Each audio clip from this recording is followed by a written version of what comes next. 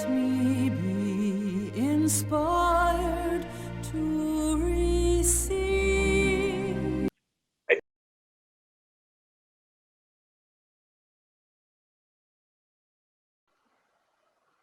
A very, very big aloha and welcome to Spirit Speaks. It's always a treat to have conversations with my dear friend, Father Karel Pete Van Eden of the Benedictine monks. Did I get that wrong? The white robe Benedictine monks? I have that wrong. It's the white-robed monks of Saint Benedict. So just it was close. I'm dyslexic. The white robed monks of Saint Benedict. And we've been having these really interesting conversations from a couple different perspectives and definitely 12-hour difference in time. I'm on Maui and you're in South Africa. It's morning here, it's nighttime there. And it's also at the time of this recording, Holy Week coming up with Easter coming up next week. And we have been going into kind of an interpretation of the language and how spirit speaks. And today, I thought it might be good to actually talk about a piece that's in the hands of God called The Language of the Lord. And this one was very different than some of the other pieces on the album.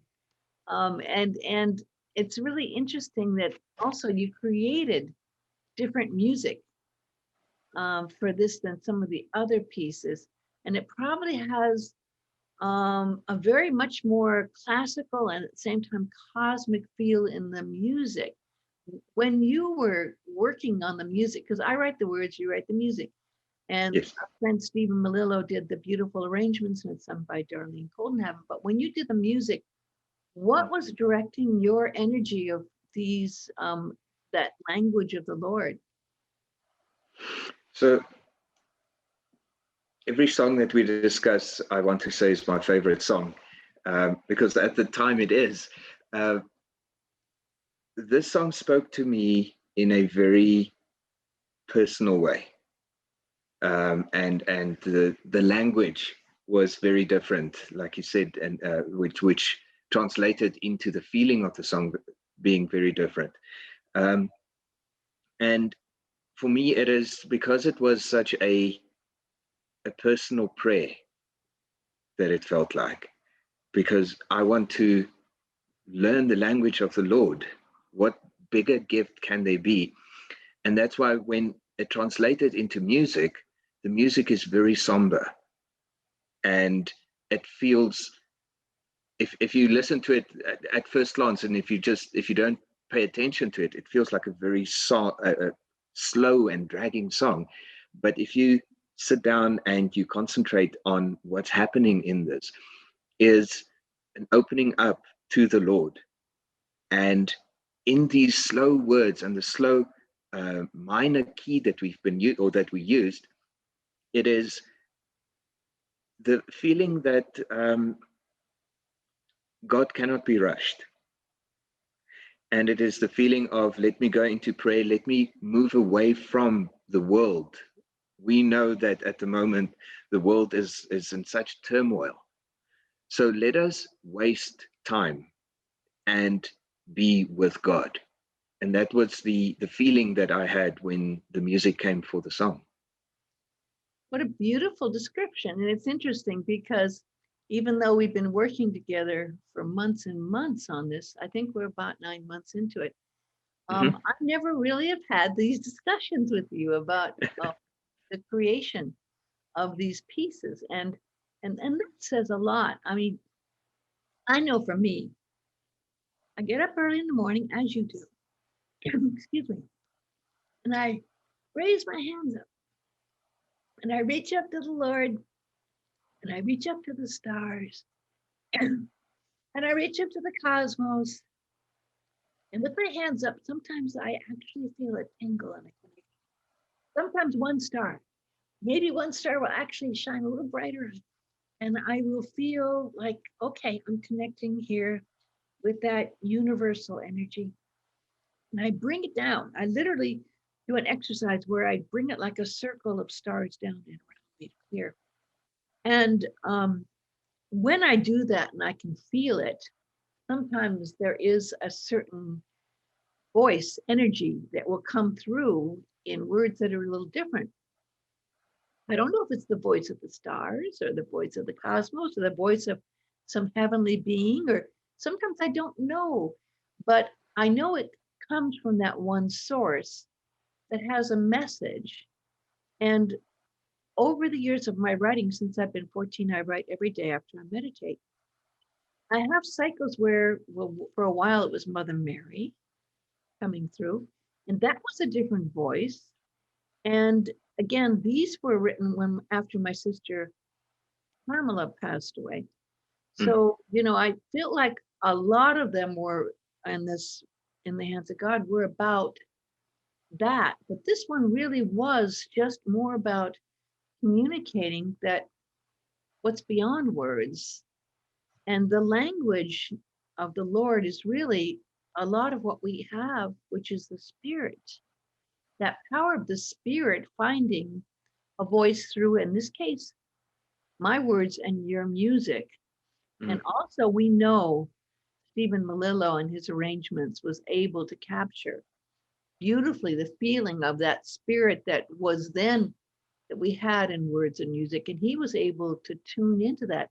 So again, we go back to the universal language of music, universal language of spirit, universal language of the Lord. Yes, all being vibration and wavelength and frequencies.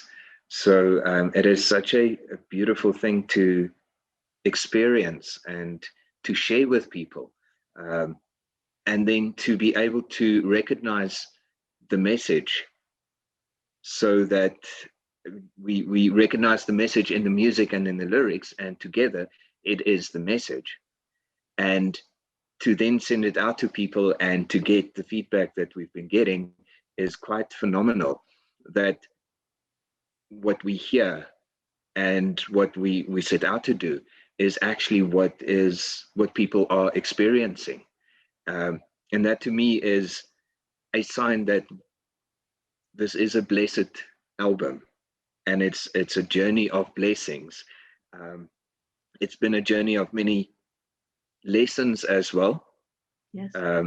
And I think we've, especially from a technical point of view, we've been faced with challenges that you said. I mean, you've never had to have the same amount of challenges, yet when we sit down and we discuss it, we realize the blessing that there is in these messages that we can't help to share. I don't think there was ever a moment where this was not going to happen. Well, there was never a moment where it wasn't going to happen, but there were moments when we didn't know how it was going to happen, which really reminds me of what I'm going through right now, because there's a lot of changes coming up with where I'm going to live and not knowing where that's going to be, and maybe what to do on this and that, And again, I have to go back to what you said, which was very, very perceptive, is about that patience and the waiting. Sometimes we need to wait to understand what God's will is and what we're understanding and meant to do in God's will. And it does take time sometimes. And that's our time compared to a universal time, of course. We were just having a little discussion before we began about Zen and Christianity and Zen and Catholicism. And it's one thing I've loved about Buddhism, because I'm a mystical Christian and I love Jesus Christ and I love the Lord, but I also love to do contemplative Zen style meditations. And in the Heart Sutra, which is one of the oldest and most beautiful, wonderful pieces written on Buddhism, it goes to that place that takes you beyond the illusions to a very deep place of the combination of emptiness and form. Now, if I were to take that to another degree beyond that, it says, there is no form and there is no emptiness. You have both, but I also believe there's something behind the creation of nothingness and emptiness. And that, again, I have to go back to in my own interpretation, is that spirit and that presence that's holding us so lovingly, sometimes unknowingly, in its hands. And that unknowing is so hard for us in our form and ego to deal with when we don't know. But there was a wonderful Zen master teacher that wrote a book called Only Don't Know.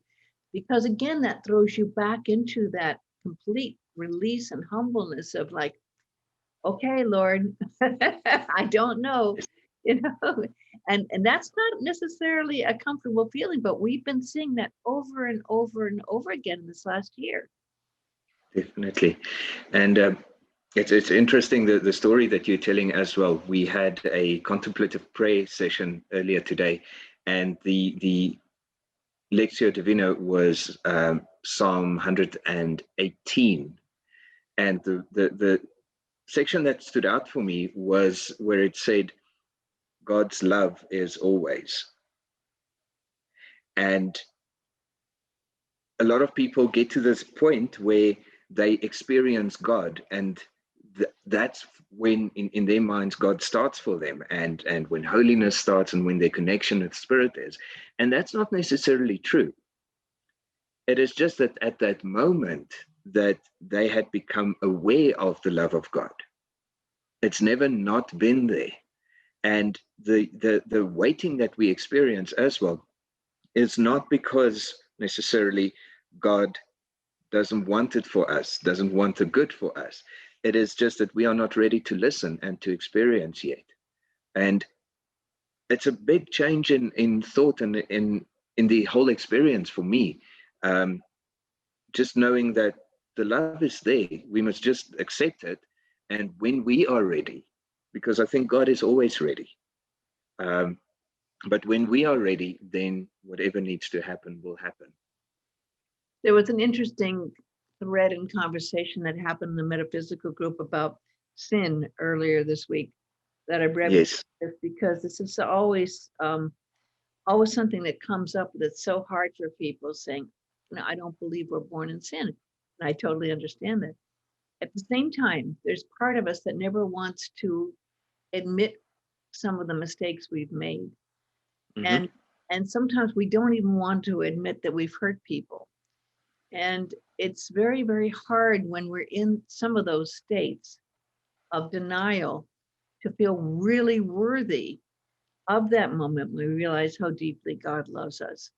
So I understand that the concept of using the word, of using the word sin and forgiveness, and then being released from that feeling in confession, letting it go, because until you let go of any guilt you have and anything that's hidden, as we were saying earlier, you have to you have to be able to have revealed what needs to be revealed. And the deeper, and that goes so deep in this practice. I mean, so deep. Yes. Because you have to let it be revealed to be healed. And I do see that as possibly part of the understanding of coming to confession, to forgiveness, even if it's with yourself. And I know you're not supposed to do that, but I think you can confess directly through a mystic path and do this with God. Yeah, that is a fascinating talk. I mean, it is one of the sacraments that we offer as priests. And the usual thought was that you can go to the priest and forgive, and the priest forgives you. And it's not necessarily that. I think it's been a warped thing. It is necessary to perhaps talk to somebody. And I think the original concept was with the priest that it is somebody who would give you advice in the form of penance, maybe, but and the discussion that you spoke about, the idea for me is not forgive me, Father, for I have sinned. it is guide me, because I have learned, or I am learning. Because sin, to me, is not living up to your fullest potential. It is getting or being out of harmony with God and with your life purpose. And that is what sin is in my mind. Maybe it broadens the field a lot. So every time that I'm not in perfect synchronicity with the Lord, I am committing sin. Which means almost every single moment of our lives, because that is the time of, if you can be without sin constantly, then you are a saint. Although the saints also sinned. And it is the drive to be a saint, I think, which takes us out of that state. Because we are here to experience everything. We're not just here to experience pleasure or the full communion with the Lord. That is what we want to get to, and that is the state of heaven. So sin is it's a fascinating thing, and something we love using to whip ourselves with. I'm such a sinful creature, so how can anybody love me? And then I use that as an excuse to do things that are not good. That's very interesting discussion. Well, you know, and again, going back to the mystic Christianity path, which I follow, I constantly have to get clear. And it can be through a process of meditation often, or saying prayers. And I use both. I say prayers and I do a meditation before I write. But I don't always feel as much that I am in that state that I have been in bliss, because I'm now here doing the work I have to do. And before I was chasing bliss and chasing the feeling of ecstasy, and now I'm trying to put out what I'm supposed to be doing with my purpose here on earth.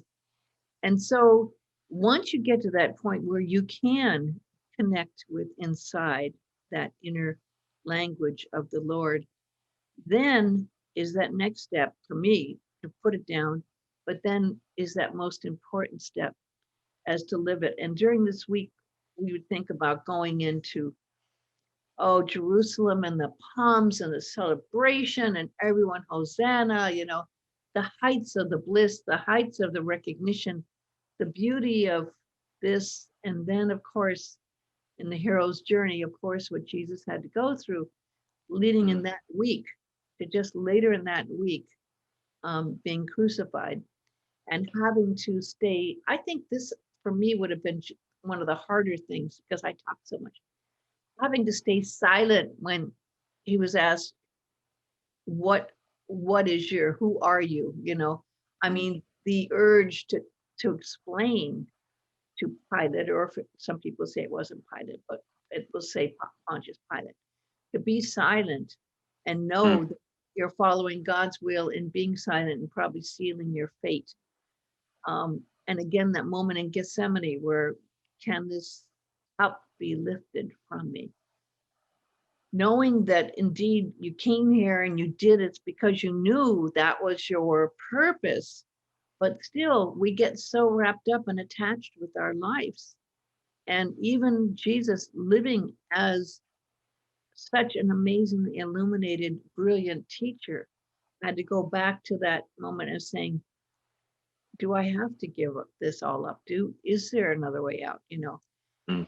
So we see in this week this amazing unfoldment of this absolute height of recognition, the following from supposed grace, the crucifixion, the pain, and then with a culmination of the gift which some people don't think would be a gift they'd choose, which is the death and resurrection. So this is a very important journey that I think many people live out in mini dramas in their own lives of what they have to accept and how they have to live and what they have to do to follow God's will. And the biggest challenge there is recognizing what is God's will. And that is where the song comes in so beautifully, and it is such an apt song. It's thank you for choosing that as the song for this week to discuss, because the words say, let me know your language, Lord.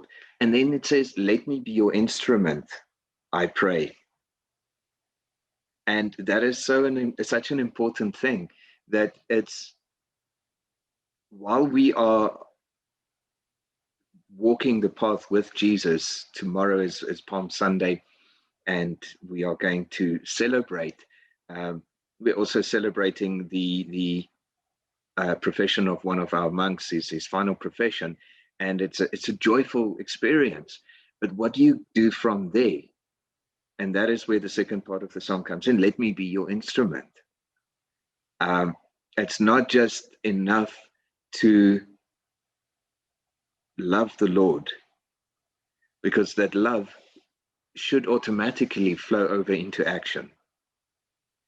And that is what this week is all about, in my mind, is we recognize everything that Jesus did for us, and then we do something about it, because he didn't die for us in vain. He died for us to open our eyes, to connect us with God. And that is such a profound gift. And if you take it from the mystical point of view as well, it is that connection that we didn't have yet. The ray of Christos, basically, that he opened up so that we can have a direct connection with the Creator God. And so as well, the example yes. that, and we often forget that he was wise enough to say, this we can do, you can do also, Exactly. And I believe in even more so. Easier said than done. Very true. Especially if you start looking into, and it's a can of worms that we sometimes open, but that there's a lot of mysticism and, dare I say the word, magic that went missing, that Jesus taught us. Yes.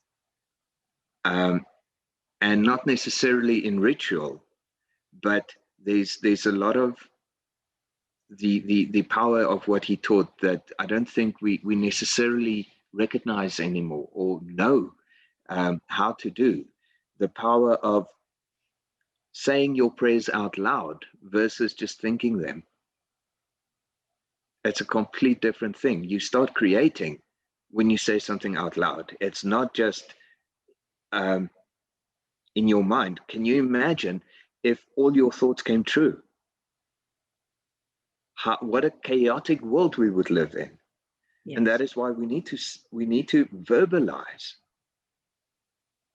And with this, we did the words, and it was able to be verbalized so beautifully. The next phrase from "Let Me Know Your Language, Lord" is, "And carry the songs so eternal that the stars sing in their own way."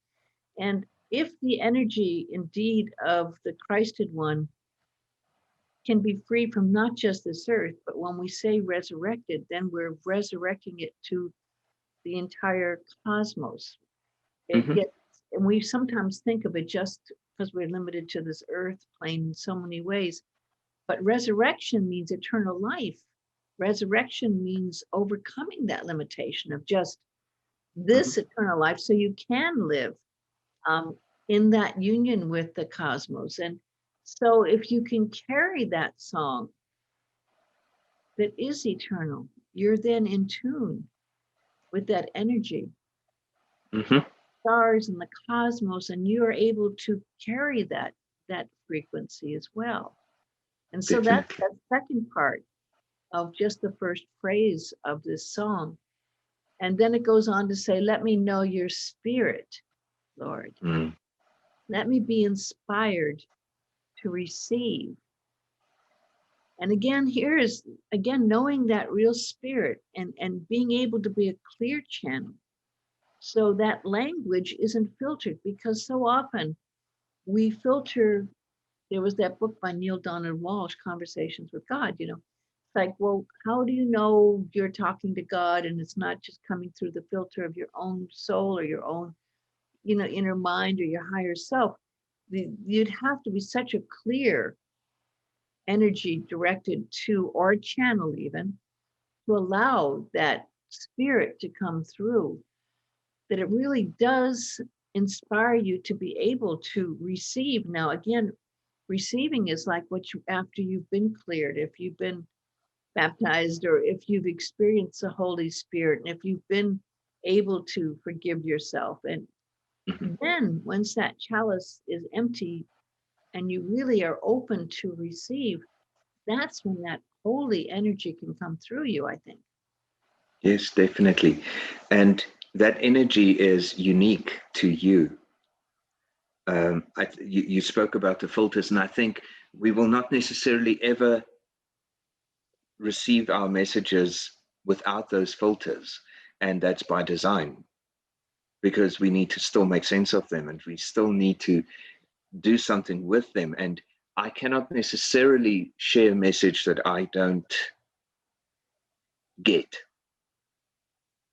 So, because then it would just be sharing words.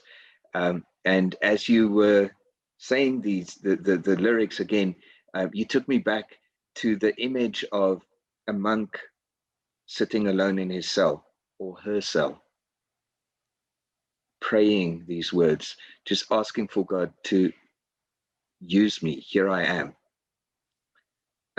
And envelop me. Let me be aware of your love. And the cosmos, a fascinating thing, if one looks at mathematics, you can prove that every word that you say echoes forever into eternity. And if you speak the words that are from the Lord and that you hear and the messages that you get, those are the songs that then go into the cosmos. So the words that we say out loud don't stop here. They mathematically can be proven that with overtones, they will go on forever into the universe and become part of eternity. I've been working in radio most of my life, and radio waves are exactly the same way. And I can't help but think of how many times through what I've said on the radio and also what's broadcast, through the music such as this, somewhere, where is that eternity where it gets received? Some transmitter somewhere in the universe that's receiving as well, the reflection of what's going out there. And the second part of the phrase in the second one is the fire that birthed the cosmos, that from the silence speaks. Now, there is that fire, that it's an amazing power, that light, the light source of all. In the beginning, that light, it was burnt from the original fire, the source, that fire that birthed the cosmos, and at the same time, it is also speaking, just as what we're saying is going on forever. The power of that light does in that silence still speak. And I think in the silence, it speaks so that it can transform us. Yes, definitely. Transform us, but also remind us that we are all children of the light and that we are all part of that one light. And that is such a powerful thought. It's almost scary if one starts connecting and perceiving the light and that fire, to think that you are part of that and that you are from that. A lot of people shy away from the concept, and it is not an easy thing to accept, because that light is blinding and it is scary in its majesty. And I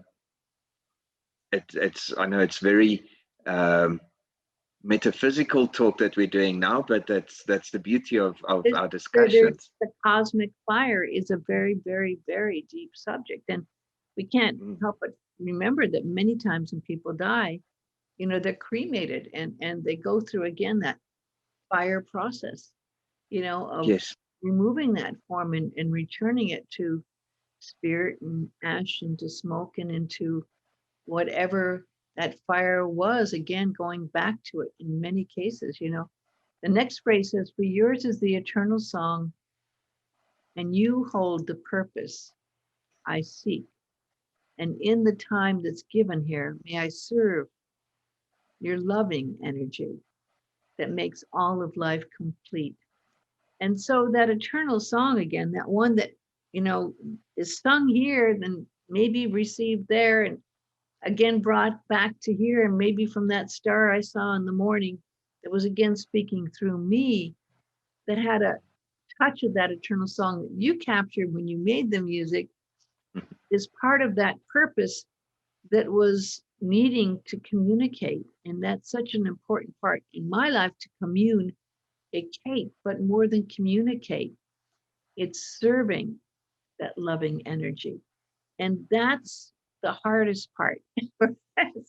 and it's the best part, but it's also the most difficult part, because just when, you know, Jesus knew that, and I believe, you know, that Judas was actually aware of the purpose he played and knew he had to play the role, and was one of the most difficult challenges to accept of all the disciples, for him to do and play that role of Judas and be marked as that. And yet this was something he had taken on, knowing, and Jesus knew, that this had to be used to fulfill the purpose that he came here for. And what kind of love is it that you take on that will do something that is so horrible in the eyes of man, but yet is something that has to be able to complete the journey of Christ? Definitely. And yes, every person has their journey. And I see it as we are all part of a symphony of music. And that is the eternal song. And in the symphony, you can either be part of it and play your part and be in harmony, or not. But the symphony is not going to stop and wait for you. We are in a live show. So if your instrument, and you are the instrument, again, referring back to the beginning of the song, we are those instruments. And if you're going to play your part, then it's going to be beautiful. If you are not, it is still going to be beautiful, but it's going to sound off. Interesting. That's like being in tune. Yes. Are you really in tune? Are you in the center of the core of your being, in tune with your soul, in tune with your being, in tune with the cosmos, in tune with God, in tune with the cosmic symphony, in tune with the music of the spheres? And it takes a lot of dedication to do this, you know? And the most important thing, the most important thing of being in tune as a musician, we know, is to listen. Very good point. Very good point. And then that phrase, the song words end with, let me know your language, Lord. Going back to the beginning, let me be your instrument, I pray. And carry the song so eternal that the stars sing, if I may. So here again, we have that completion of the circle, where we are asking for the stars to sing, and the cosmos and the cosmic fire to sing through us. But then they are singing as well. The stars are singing. They're singing as well, and being heard through us as we are reflecting the energy coming through us. Then they're also being able to bring that in, the idea of bringing heaven to earth and earth to heaven. Very difficult, because, you know, this is like the whole spirit and form and spirit. We go back to even that emptiness and form thing. You know, this is the hardest part of Christ energy coming, that highest energy, the illuminated energy coming to the form, and the form not being necessarily in tune originally, but becoming in tune. Yes. And just trying to be in tune is being in tune, I think. Interesting concept. I wouldn't have thought that, just trying to be in tune. I had when I was in madrigals in Beverly Hills High School, I had a teacher, Mr. Ernest Holmes. Some of our teachers, we remember their names. They're good teachers. Mm-hmm. And he would start every piece off with a choir, and he would look at everyone and said, "Focus." Now that was his thing, and I still remember all these years later. He was asking us to focus, and we were focusing as the choir, the group, as one, and he was the conductor, right, leading us. But really, again, we're focusing, and as we focus, we are becoming in tune, and we're then also able to sing in tune and be in tune because we are all focused on one point. Most definitely. And if I can refer to my favorite movie, Sister Act, where Darlene sang in, part of the choir also was to focus on the one person, and again, to be aware of everybody around us and to honor them, I think is such an important thing. It's not just about, okay, I'm now God's instrument, let me shine. Good point. It is, let's, and especially if one thinks about the concept of a choir, it is about the harmony and about the whole choir. You have your soloists, but the idea is to sound like one instrument, even though you have 20, 50, 100, 1,000 voices.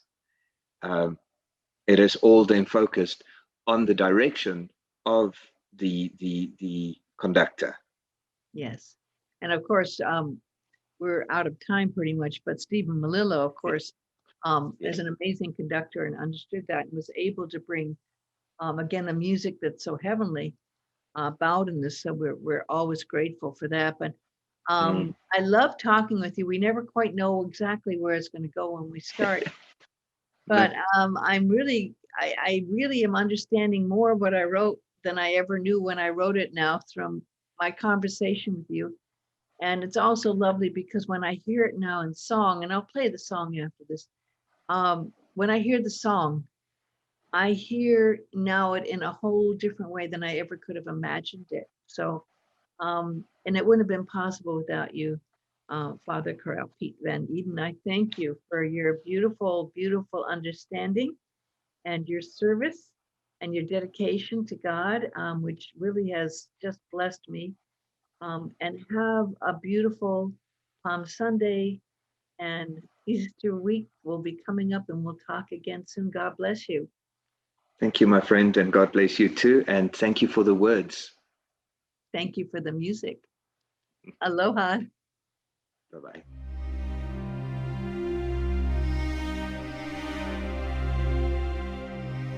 Let me know your spirit, Lord.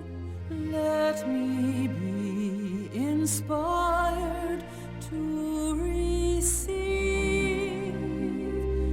the fire that birthed the cosmos.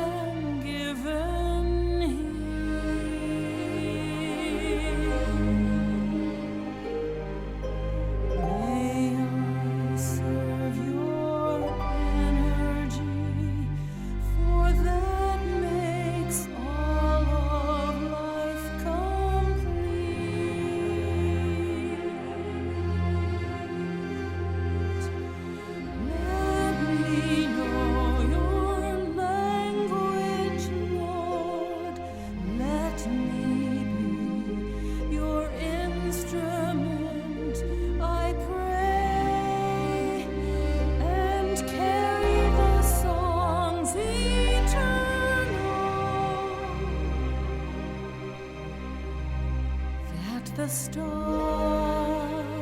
sing.